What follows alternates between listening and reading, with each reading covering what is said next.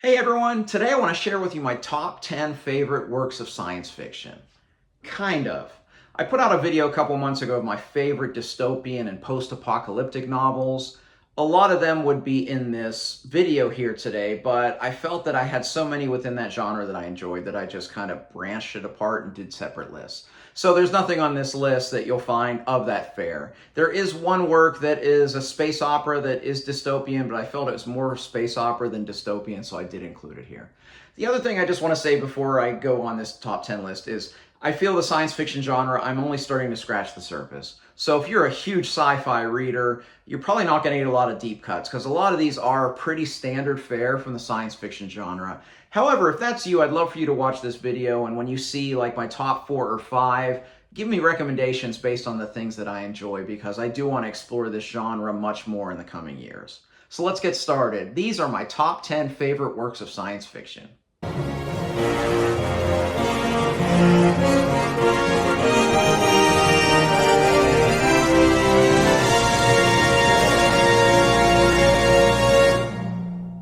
Number 10, The Wayward Pines Trilogy by Blake Crouch. Published between 2012 and 2014, the Wayward Pines Trilogy's 3 books are Pines, Wayward, and The Last Town.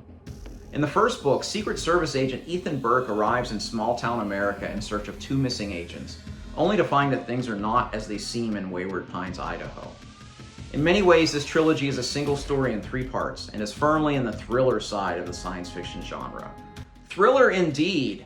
This one, once it got going, was fantastic. It started off kind of atmospheric, and then it just kept hitting you with all these twists and turns, and it was a really fast-paced trilogy. In fact, I mentioned that it's kind of one story within 3 different parts. You could probably read the whole trilogy in about a week's time because it is so fast-paced. There are a lot of thrills. There are a lot of really big twists. One in the about 2/3 point of the first book, which turns the series on its head, and then all the way to the very end, the very last sentence of this trilogy is a masterpiece. I really love the Wayward Pines trilogy, and I'll definitely be reading more Blake Crouch in the future.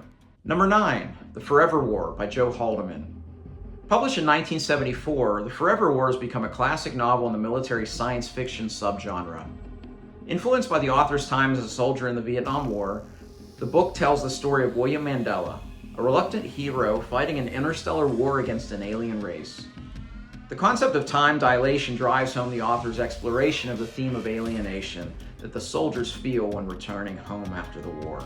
I've always found that theme very thought-provoking. The idea how soldiers come back from war and war has changed them so much that they have trouble integrating back into society. And this was very pronounced, of course, in America after the Vietnam War because of a lot of peace protests. A lot of soldiers were vilified. And I'm sure that's where Haldeman came up with the idea of this book. And taking the science fiction concept of time dilation, when these soldiers come back after a couple years of war and decades have passed, of course, they're going to feel that alienation very keenly. There are aspects of this story that have not aged well since 1974 when it was written, but as a whole, I think it's one of the finest works of military science fiction that I've read, and one that I do recommend. And I do recommend the sequel, Forever Peace. That was another fantastic book by Haldeman. Number 8, Replay by Ken Grimwood. Published in 1986, Replay by Ken Grimwood begins with a middle-aged protagonist dying in the first chapter, only to awake reborn as an 18-year-old in his college dorm. What follows is the character Jeff following a time loop where he continually dies at the same age, only to be reborn at 18. What could be a repetitive and banal story is anything but, as Jeff's story evolves into a thought-provoking journey through his many replays of his life. Just when I thought this story was about to get repetitive, there's a major plot turn in the middle that makes this even more compelling as it goes along.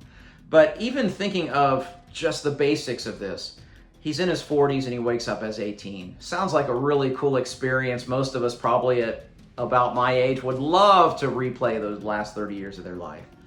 But imagine doing it again mentally as a 70-year-old or as an 100-year-old. How are you going to feel when you're 18 years old again and you're mentally much beyond that? I found this work very thought-provoking, and this is another one all the way to the end, and the ending, the whole time I was hoping he would stick the landing because I had no idea how he would end it, and the ending was superb. Replay is one that's probably not talked about quite as much as some of the others on this list, but I think is one that's fantastic. 7. The Martian by Andy Weir. Published in 2014 after originally being self-published by the author in 2011, The Martian has proved a phenomenon of sorts, becoming a New York Times bestseller and followed up with a highly successful film adaptation starring Matt Damon. In The Martian, astronaut Mark Watney finds himself stranded on the planet with only his wits and knowledge of science to survive. This book is a page-turner of the best kind. From the opening expletive-filled first sentence of this book, The Martian grabbed me right away as we follow this first-person narration of this astronaut who's stranded on Mars. There's some great science concepts in there, but as someone who's not a huge fan of hard science fiction, there was just enough in there, and I think Weir did a great job at kind of explaining science to kind of a layperson like me, these scientific concepts. But the gallows humor of the narrator, it's kind of a fast-paced story. It's a really great book. If you are someone that's new to the genre of science fiction, I think The Martian is probably a good entry point for a lot of people. Number 6, the Red Rising trilogy by Pierce Brown. The original Red Rising trilogy, comprised of Red Rising, Golden Sun, and Morning Star, were published between 2014 and 2016. The series follows a young protagonist named Darrow, who is on the lowest rung of a caste system, and the trilogy evolves into a story that encompasses the entire solar system. The Red Rising trilogy is a grand, dark space opera with gritty characters and brilliant action sequences. Full disclosure, I've not read beyond the first 3 books, mainly because the 3rd book is one of the finest endings of maybe any book series I've read. I love the ending of it. There were maybe a couple dangling plot threads, but the crux of the story ended so beautifully. And when I started the 4th book, I actually DNF'd because I was kind of disgusted with the author for continuing. Now, I'll probably go back. If the 7th book is well received and it seems like everybody loves the second kind of half of this Red Rising story, I may revisit it. But the initial trilogy itself is fantastic. Although the first book itself does have its detractors, I think the story itself evolved into something grander. There are a few plot conveniences that Brown has in there, but the characters, the story, the world building makes this just one really, really memorable read.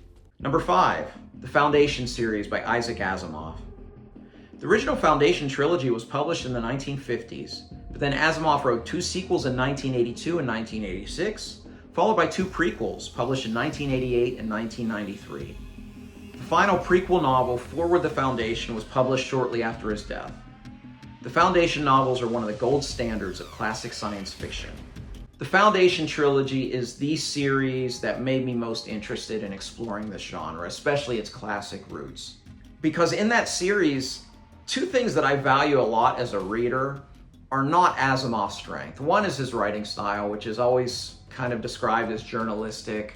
I do appreciate authors that truly are eloquent with the pen. That's not why you read Asimov. Additionally, his characters are not the most memorable things. In these 7 books, I would say the characterization is only strong in about 3 of the 7. However, what is fantastic in these books are just the ideas.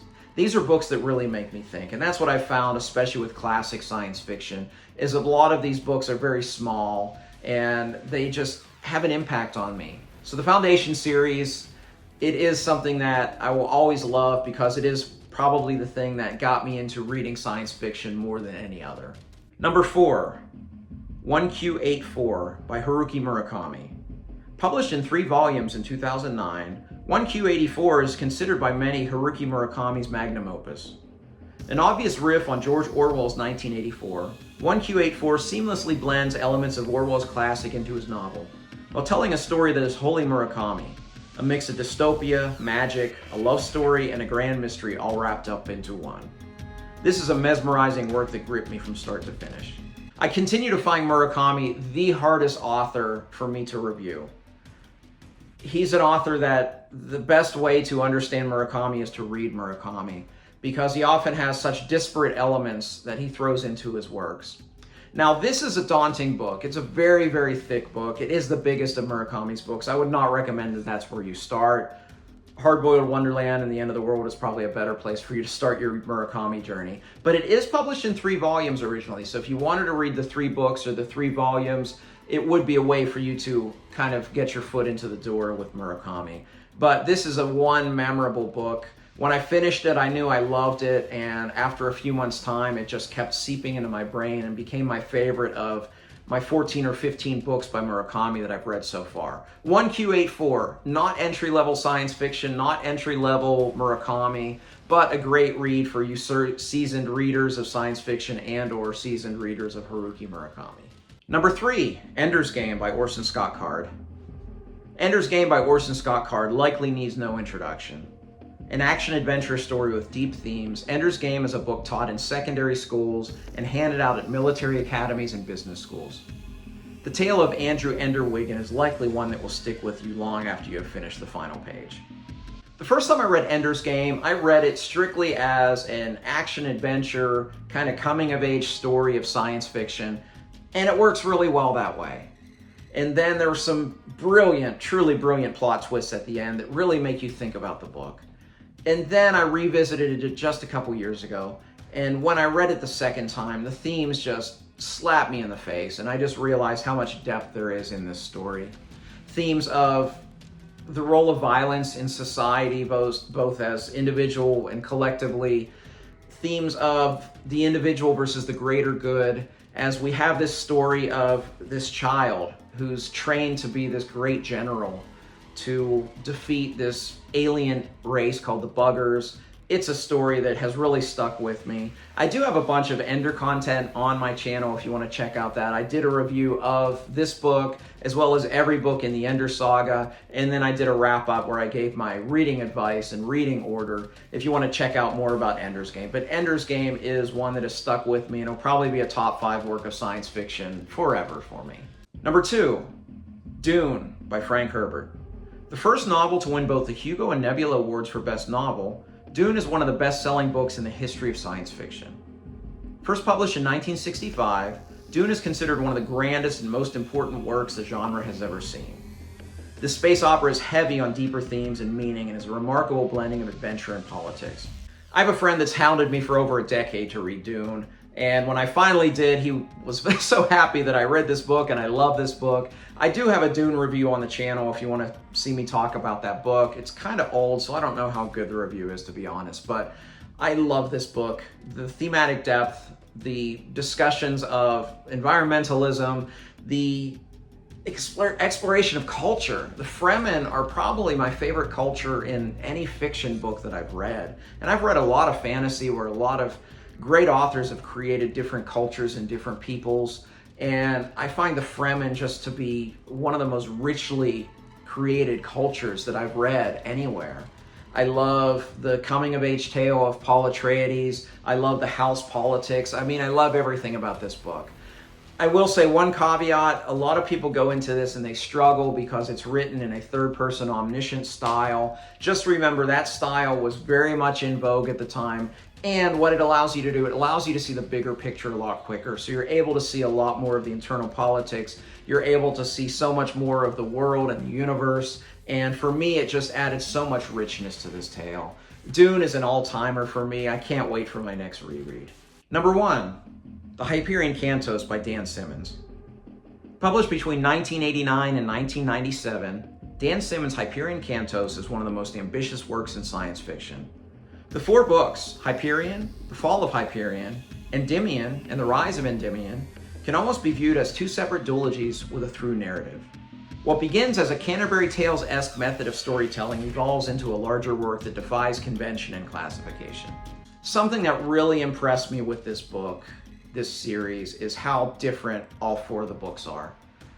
The first book is this literary work of science fiction that has some of the most brilliant short stories I've read in the genre that are all tied together as each of these pilgrims on this pilgrimage to see this mysterious Shrike are telling their tale, 2 of which left me very emotional. The second book is kind of a steampunk, universe-building, jargon-filled story that almost dismisses a lot of the first book, but then ties it together really well at the end. Endymion is an action-adventure tale with a fellowship and a quest and a found family and a chase. Brilliant. And then The Rise of Endymion is very philosophical about religion and humanity. And I saw the end coming. 30 pages from the end, I knew exactly how it was going to end. and it still left me in tears. Dan Simmons is a master of many genres, and with this, I find he's a master of the science fiction genre. My favorite work of science fiction is The Hyperion Cantos by Dan Simmons. Well, hey, that was my top 10. Based on that, if you have any recommendations of things I should read, I would love to hear your recommendations. I'm just getting my foot in the door with this genre, and I've really enjoyed it, and I can't wait to explore more avenues of science fiction. If you like this video, please like and subscribe. You can also find me on Twitter and Goodreads. I'd love to interact with you there.